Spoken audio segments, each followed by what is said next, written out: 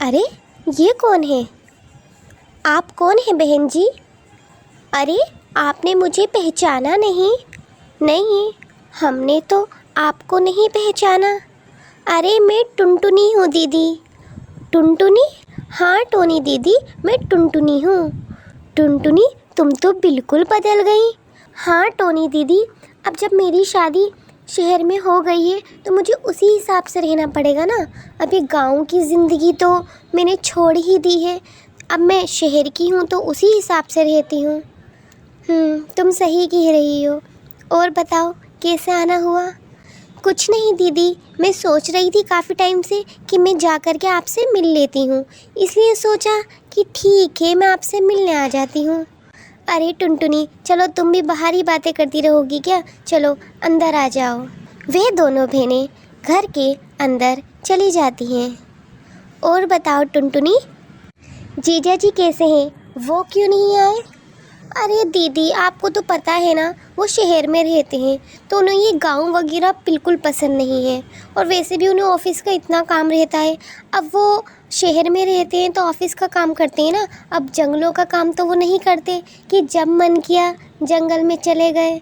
अब अलग हिसाब है हमारा। हाँ लो पानी पियो तुम। ओ दीदी ये पानी कितना गर्म है, आपके घर में फ्रीज नहीं है क्या? ठंडा पानी पीती हूँ मैं, मुझसे ये गर्म पानी नहीं पिया जाता। तुम जीजा जी को भी अपने साथ ही ले आती, वो भी गांव घूम लेते। दीदी मैंने उनसे कहा तो था, लेकिन उन्होंने बोल दिया कि उन्हें गांव बिल्कुल पसंद नहीं है, तुम ही मिलाओ अपनी सिस्टर से।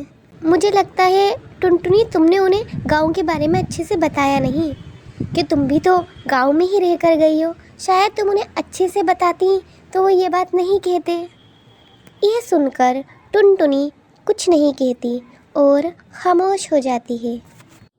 शाम का समय हो जाता है, वे लोग साथ में बैठकर डिनर करते हैं। और बताओ टुनटुनी, शहर में जाकर तुम्हें कैसा लग रहा है? अरे दीदी शहर की ज़िंदगी गांव की ज़िंदगी से बहुत अच्छी है। वहाँ कोई किसी से मतलब नहीं रखता, किसी को इतनी नहीं पड़ी कि दूसरे के घर में क्या हो रहा है, सब अपने काम से काम रखते हैं। यहाँ गांव वालों की तरह नहीं जो एक घर की बातें दूसरे घर में करते हैं। टुनटुनी तुम्हें ऐसा क्यों लगता है? गांव में सब लोगों में प्यार होता है आपस में, वे एक दूसरे से मिलना जुलना पसंद करते हैं। शहर वालों की तरह नहीं जो खुद में ही रहते हैं, इकल खुरे होते हैं। तभी टोनी को आवाज़ आती है, भाभी भाभी दरवाज़ा खोलिए प्लीज़ भाभी। टोनी दरवाज़ा खोलती है तो वह देखती है उसकी ननंद गुलाबो बाहर खड़ी होती है। भाभी देखिए ना कितनी बारिश हो रही है, आज रात मुझे अपने घर में रुकने दीजिए, मैं सुबह होते ही चली जाऊंगी। हाँ गुलाबो तुम अंदर आ जाओ, कोई बात नहीं, तुम रात को यहाँ पर रह लो, तुम सुबह चले जाना। अरे दीदी क्या आप क्या कर रही हैं? किसी भी एरे गेरे को ऐसे घर में बुला लेंगी क्या? हम लोग ऐसे नहीं करते हैं शहर में कि किसी को भी हम घर में बुला लें। तुम ये कैसी बातें कर रही हो? वो मेरी ननंद है, तुम ठीक तो हो ना? अरे भाभी बारिश हो रही है तो अपने घर में जाए ना, ज़रूरी थोड़ी कि वो दूसरों के घर में घुसे। तुम चुप रहो टुनटुनी। गुलाबो जाओ तुम अंदर चले जाओ कमरे में। दीदी अगर आपने इसे घर में रोका ना तो मैं यहाँ से चली जाऊँगी। टुनटुनी तुम तो शहर जाकर बिल्कुल ही बदल चुकी हो, तुम्हारे अंदर बिल्कुल भी इंसानियत नहीं रही है क्या? भाभी मेरी वजह से आप दोनों के बीच में झगड़ा हो रहा है तो मैं यहाँ से चली जाती हूँ। अरे नहीं नहीं गुलाबो ऐसी कोई बात नहीं है, तुम सुबह चले जाना, ठीक है? ठीक है दीदी, मैं भी सोने जा रही हूँ। अगली सुबह गुलाबो वहाँ से चली जाती है। चलो टुनटुनी मैं तुम्हें गाँव घुमा लाती हूँ।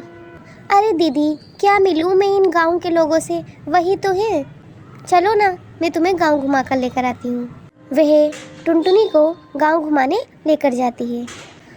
अरे टोनी तुम्हारे साथ ये कौन है? देखी देखी लगती है। अरे ये मेरी बहन टुनटुनी है। टुनटुनी टुनटुनी तुम्हें याद है हम साथ में खेला करते थे, आम के पेड़ पर झूला डालकर झूला करते थे, कितना मज़ा आता था ना? हाँ मुझे याद है। और तुम्हें याद है हम लोग साथ में कितनी मस्ती किया करते थे ना? ये सब सुनकर टुनटुनी की आंखों में आंसू आ जाते हैं। लो टुनटुनी ये मेरे खेत की पहली फसल है जो मैं तुम्हें दे रही हूँ।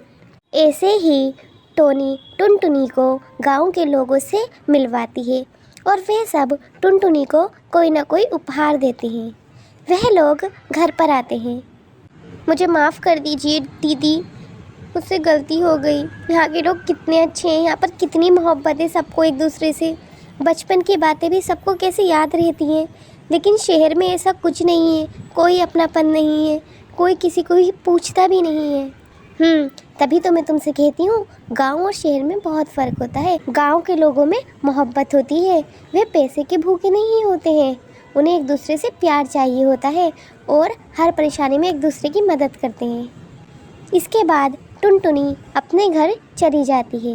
वे जब कभी भी गांव आती है सभी से मिलती है और गांव वालों की इज्जत करती है। एक जंगल में बुलबुल नाम की एक चिड़िया रहा करती थी। उसके माता पिता का देहांत बचपन में ही हो गया था। वह अपने चाचा चाची के पास रहा करती थी। उसकी चाची उस पर बहुत जुल्म करती थी। ए बुलबुल चल पोछा लगा, सारा दिन बस खेलती रहती है। पोछा लगा पोछा। जा मेरे लिए एक कप चाय बना कर लेकर के आ। जी चाची, मैं अभी जाकर आपके लिए एक कप चाय बना कर लाती हूँ। बुलबुल अपनी चाची के लिए एक कप चाय बना कर लाती है। पता नहीं इसके माँ बाप तो मर गए, मेरे ऊपर बोझ डाल गए, अब इसको भी मैं ही पालूं। एक और जिम्मेदारी बिना फालतू की अपने सर पर लेकर के घूम रही हूँ। क्या हुआ भाग्यवान, क्यों बोल रही हो इतना? क्या बताऊँ, तुम्हारे भाई और भाभी तो मर गए, इस बोझ को हमारे सर पे डाल गए, अब इसको हम पालते रहे। दिमाग खराब कर दिया है, बस सारा दिन पड़ी रहती है। बेचारी बुलबुल किसी से कुछ नहीं कहती और अपने घोंसले में बैठकर रोने लगती है। मम्मी पापा आप क्यों चले गए? ऐसे ही सर्दियों का मौसम भी आ जाता है। एक रात बुलबुल के घोंसले में बहुत ज़्यादा बर्फ़ पड़ जाती है। वह बर्फ़ साफ़ करती है, लेकिन बर्फ़ इतनी तेज़ होती है कि उसका घोंसला बर्फ़ से भर जाता है। चाची, मेरा घोंसला बर्फ से भर गया है, मुझे बहुत सर्दी लग रही है, क्या मैं यहाँ आपके घर पर सो सकती हूँ? नहीं, जा करके अपने घोंसले में सो, जितनी भी बर्फ है साफ करो, सो जा वहाँ पर। चाची, पर मेरे घोंसले की बर्फ मैंने साफ की, लेकिन वो साफ नहीं हो रही है, प्लीज मुझ पे दया करें और मुझे यहाँ पर सोने दें। तुझसे कहा ना, जाकर अपना घोंसला साफ कर। बुलबुल बेचारी वहाँ से आ जाती है और अपना घोंसला साफ़ करने लगती है, लेकिन बर्फ़ बहुत तेज़ पड़ती है। उसके घोंसले में बहुत ज़्यादा बर्फ़ जमा हो जाती है। वह दोबारा अपनी चाची के पास जाती है। चाची, बर्फ बहुत तेज़ है, कम से कम मुझे एक चादर तो दे दीजिए सोने के लिए। हमारे पास कोई चादर वादर नहीं है, तेरे बाप ने थोड़ी ना ला करके रखी है यहाँ पर, जा यहाँ से। चाची, मैं आपके आगे हाथ जोड़ती हूँ, मुझ पे दया कीजिए, बाहर बहुत सर्दी है, प्लीज़ मुझे एक चादर तो दे दीजिए। दिमाग खराब करके रखा है, चल निकल यहाँ से। उसकी चाची उसे बाहर निकाल देती है। सुन, अब पूरी रात तो यहीं पर रहना, समझ में आया? बहुत सर्दी है, बहुत सर्दी है, जैसे तुम्हारे माँ बाप तो हमारे लिए बहुत ज़्यादा छोड़कर गए हैं ना, यहीं पर खड़ी रहो। ये कहकर उसकी चाची अंदर चली जाती है। बुलबुल बेचारी पूरी रात बर्फ में भीगती रहती है। अगली सुबह, अरे भाग्यवान, सुनती हो? ये देखो, बुलबुल यहाँ पर बेहोश पड़ी है, ये यहाँ पर कैसे आई? अरे ये तो यहाँ पर बेहोश है, ये यहाँ पर कैसे आई? क्या हुआ है इसे? वो रात में इसने मुझसे चादर मांगी थी, मैंने इसे चादर नहीं दी, तो ये मैंने इसे बाहर खड़ा कर दिया, इसलिए ये भीग गई होगी बर्फ में। भीग गई होगी? देखो इसे क्या हुआ है। अरे इसे तो बहुत तेज बुखार है, ये बेहोश हो गई है या ये मर गई है? हे भगवान, तुमने क्या कर दिया? अगर ये मर गई होगी तो पुलिस मुझे पकड़ कर लेकर चली जाएगी। तुम्हारे अंदर अक्ल नहीं है क्या? अरे मुझे क्या पता था, मैंने तो सिर्फ इसे बाहर खड़ा किया था, मुझे लगा कि किसी पेड़ की छांव में बैठ जाएगी ये, मुझे क्या पता है पूरी रात यहाँ पर भीगती रहेगी। अरे भाग्यवान, ये तुमने क्या कर दिया? मुझे पुलिस केस में फंसाओगी क्या? इसे होश में लाओ। उसकी चाची उसे होश में लाने की कोशिश करती है, परंतु बुलबुल होश में नहीं आती। अगर तुमने इसे होश में नहीं लाया ना तो अच्छा नहीं होगा। देखो इसे कितनी तेज बुखार है, इसे होश में लाओ और इसे दवाई दिलवा कर लेकर के आओ। ये बुलबुल, बुलबुल उठ उठ। हाँ चाची, क्या हुआ है? लो आ गई होश में। जाओ जाकर के इसे दवाई दिलवा कर लेकर आओ, इसे कुछ हो गया तो हम पुलिस केस में फंस जाएंगे। बुलबुल की चाची उसे दवाई दिलवाकर लेकर आती है। रास्ते में वह सोचती है, क्यों ना मैं इस जंगल में ही इसे छोड़ दूं? अगर मैंने इसे इस जंगल में ही छोड़ दिया तो ये वापस घर भी नहीं आ पाएगी। ये सोचकर वह उसे बीच जंगल में छोड़कर चली जाती है। चाची चाची मुझे कहाँ छोड़कर चली गई? मैं कहाँ पर हूँ? बुलबुल बेचारी जंगल में बैठकर रोने लगती है। उसकी आवाज़ सुनकर एक सुंदर सा चिड़ा उसके पास आता है। क्या हुआ सुंदर चिड़िया, तुम क्यों रो रही हो? मेरी चाची के साथ में दवाई लेने गई थी और वो मुझे छोड़कर चली गई। कोई बात नहीं, तुम मुझे अपने घर का पता बताओ, मैं तुम्हें तुम्हारे माँ बाप के पास छोड़ आता हूँ। मेरे मम्मी पापा नहीं है। जब मैं छोटी थी तभी मेरे पापा और मम्मी का देहांत हो गया। कोई बात नहीं, तुम मेरे साथ मेरे घर पर चलो, मैं भी अनाथ हूँ, तुम मेरे साथ मेरे घर पर रह सकती हो। मेरा नाम बुलबुल है। हाँ बुलबुल, तुम मेरे साथ मेरे घर पर रह सकती हो। ये कहकर वह चिड़ा बुलबुल को अपने साथ अपने घर ले आता है। बुलबुल, तुम इस घर में रहो, तब तक मैं बाहर जाकर कुछ काम करता हूँ। चिड़ा वहाँ से चला जाता है। बुलबुल चिड़े के लिए खाना बनाती है और उसके पूरे घर की सफाई करती है।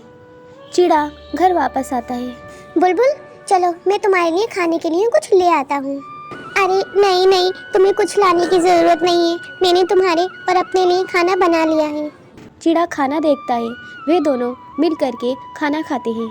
कुछ दिन बाद वह चिड़ा बुलबुल से कहता है, अरे बुलबुल, मैं सोच रहा था कि मैं अनाथ पक्षी हूँ और तुम भी अनाथ हो, क्यों ना हम शादी कर लें और अपना एक घर बनाएं और वहीं रहें, अलग घर बसाएं।